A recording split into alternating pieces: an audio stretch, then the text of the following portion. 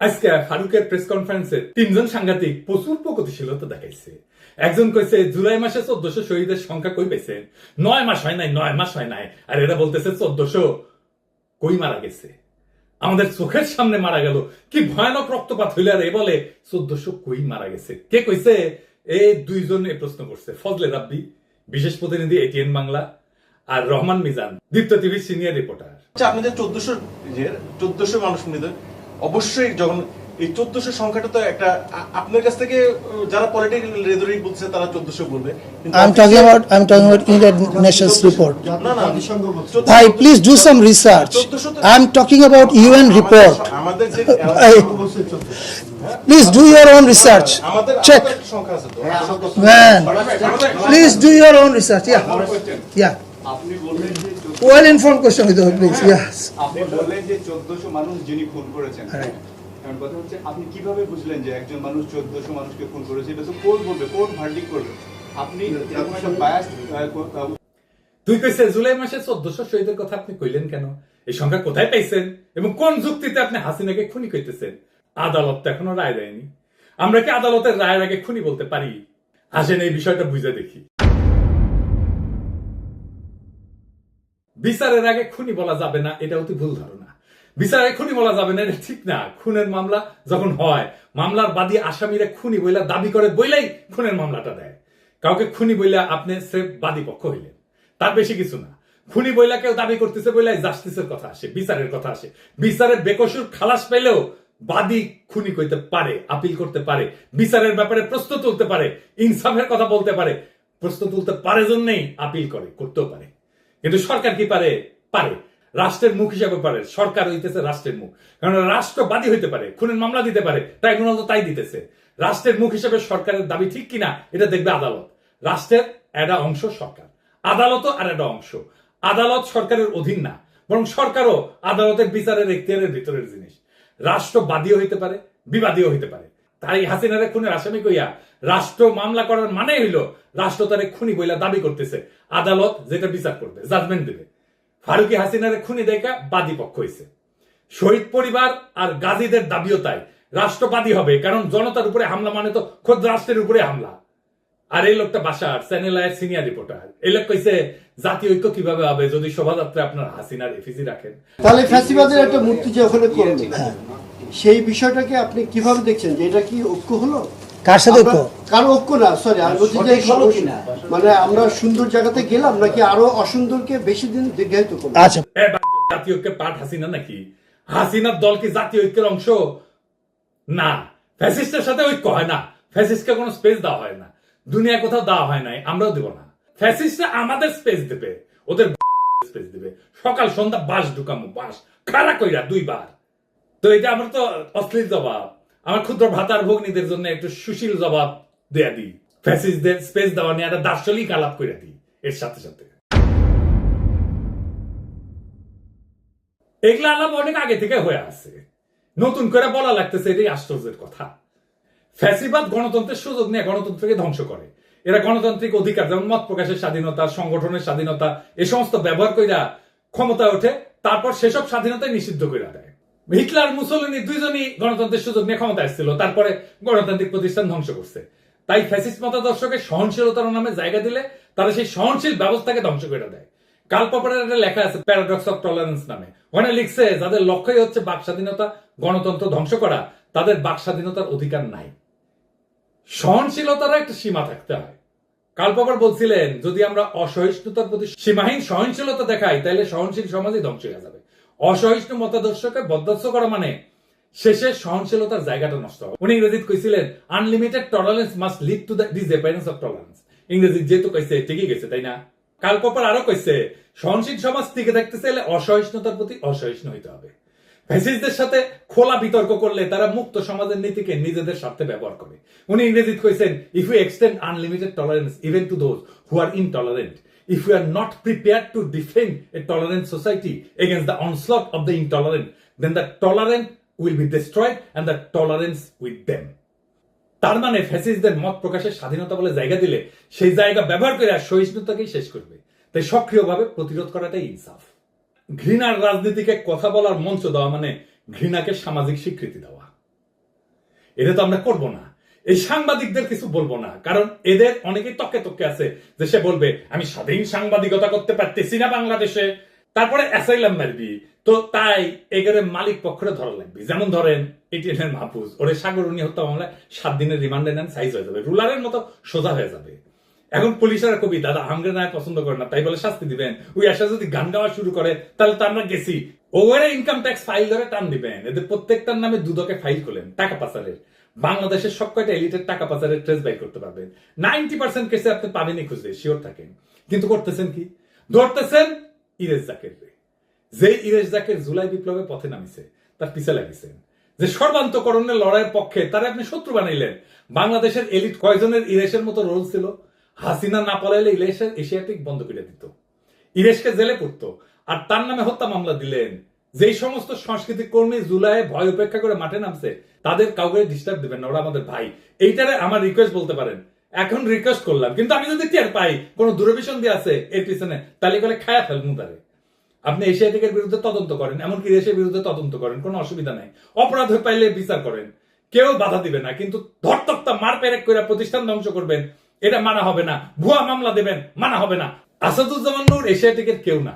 এই কালচারাল এরিয়াতে যারা আছে তারা সবাই আসাদুজ্জামান নূর না, তার কোনো শেয়ারও নেই এখন এশিয়াটিকে। কিন্তু এই কালচারাল দুনিয়ায় ফ্যাসিবাদের সাথে অনেকে সংশ্লিষ্ট ছিল বলে অনেকের অভিযোগ আছে।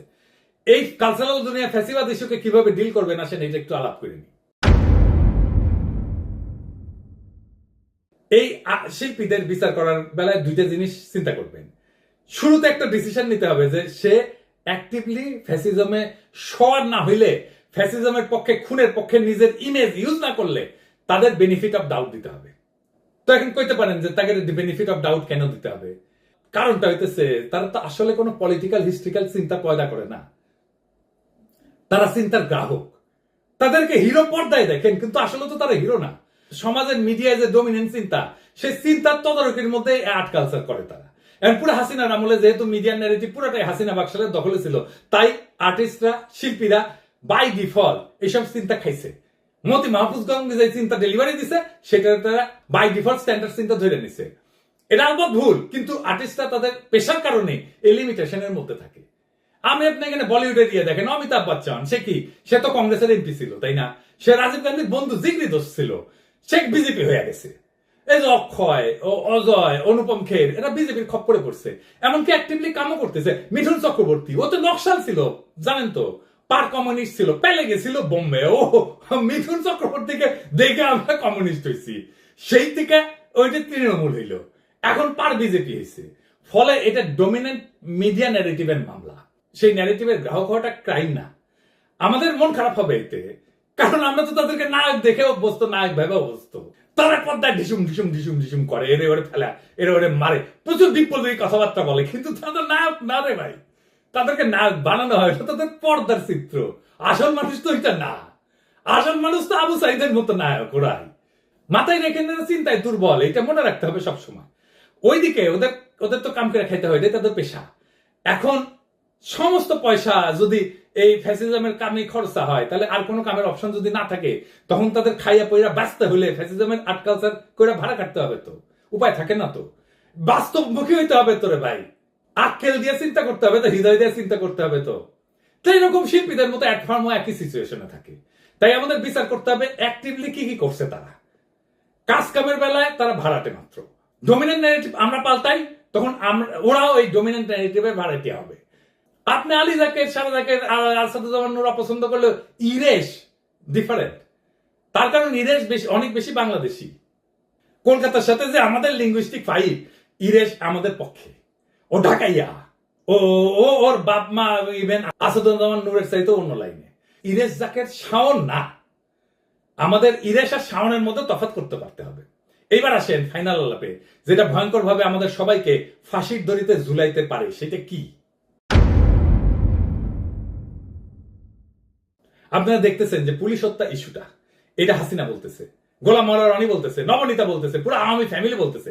শুনেন হাসিনা কি বলে। তারা বলছে আওয়ামী লীগ আর কি ধ্বংস হয়ে যাবে, আওয়ামী লীগ ভেসে আসেনি। আওয়ামী লীগ কারো পরগাছা না, আওয়ামী লীগের শিকড় অনেক বেশি শক্তিশালী। এই মাটি মানুষের জন্য আওয়ামী লীগ সৃষ্টি, ছাত্রলীগ লাশ পেল, সরকার পড়ে যাবে এই থিওরিতে। এই হত্যাকাণ্ড আমরা ঘটাইনি, খুনি ইনুসের বিচার করতে হবে। আমাদের হাজার হাজার মানুষ হত্যা করেছে, পুলিশ হত্যা করেছে, তার বিচার একদিন ইনশাল্লাহ হবে। এই পুলিশ হত্যার মামলার বিষয়টাকে পাত্তা দিতে হবে, এটাকে সিরিয়াসলি নিতে হবে, হালকাভাবে উড়াই দিতে চলবে না। কারণ এই প্রশ্নটা জুলাই বিপ্লবের আইনি ভিত্তি নিয়ে, এটা ফয়সালা করাটা খুব জরুরি। আর ফয়সালা করতে গেলে আওয়ামী লীগের লিগাল স্ট্যাটাসও মুখোমুখি আসবে সরাসরি। এই প্রশ্ন ফয়সালা করতে দিতে চায় না কারা? চেনে এনাদেরকে? এরা হইল 5 থেকে 8 আগস্টের 72 ঘন্টায় জন্মানো এই যে সেটেলমেন্ট, এলিট সেটেলমেন্ট হইল এরা।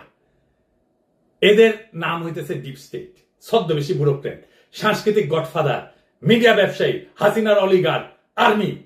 কিন্তু কেন তারা ভয় পায় ফয়সালাকে?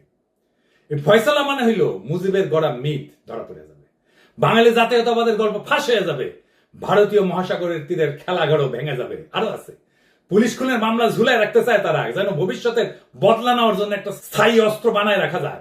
জুলাই বিপ্লবের বিপরীতে 15 আগস্ট কায়দায় একটা জাতীয় ট্র্যাজেডি বানিয়ে ফেলা যায়, সবাইকে ম্যানিপুলেট করা যায়, জীবনভর ব্ল্যাকমেইল করা যায়। ভেবে দেখতে হবে এই ফয়সালা না হইলে বিপদ কার?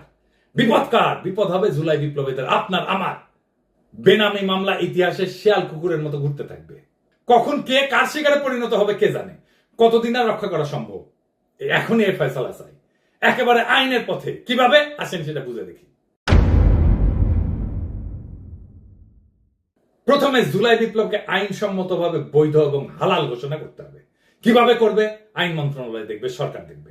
তার আগে হাসিনা সরকারকে দখলদার ফ্যাসিস্ট সরকার হিসেবে রাষ্ট্রীয়ভাবে চিহ্নিত করতে হবে। এর কারণ খুব পরিষ্কার, হাসিনা বাংলাদেশ রাষ্ট্র দখল করছিল, রাষ্ট্রের বাহিনীগুলোকে নিজের মাফিয়া বাহিনীতে রূপান্তর করছিল। আমরা সেই জন্যই 71-এ বলি দখলদার বাহিনী আমাদের হামলা করছিল, তাই না? পাকিস্তানি বাহিনীকে আন্দোলন স্বাধীনতা ঘোষণা করছে 1971-এর 25শে মার্চ।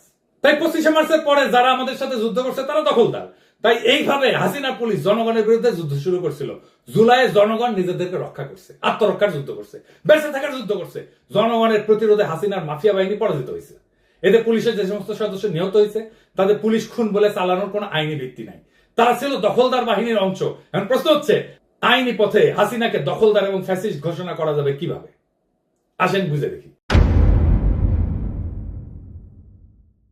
2024 সালে জাতীয় নির্বাচনকে বেআইনি ঘোষণা করে বাতিল করতে হবে। 14 এবং 18 সালের নির্বাচন অবৈধ, কিন্তু এখন শুধু 24 বাতিলই যথেষ্ট। এবং পলিটিক্যাল থিওরির একাডেমিক ব্যাখ্যায় হাসিনাকে ফ্যাসিস্ট হিসেবে সংজ্ঞায়িত করতে হবে। এই কাজ কঠিন না, কারণ হাসিনার চরিত্রে ফ্যাসিবাদের সমস্ত বৈশিষ্ট্য জল করতেছে।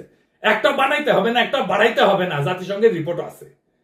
আজ যারা প্রশ্ন তোলে শহীদের রক্ত কোথায়, আজ যারা আজও বলে আদালতের রায় ছাড়া খুনি বলা যাবে না, তারা আজও ফ্যাসিস্টদের জন্য মঞ্চ খুঁজে। তাদের জবাব খুব সোজা, শহীদের রক্ত আমাদের পায়ের নিচে, খুনের গন্ধ বাতাসে, বিপ্লবের আগুন এখনো গল গল করে ফুটতেছে।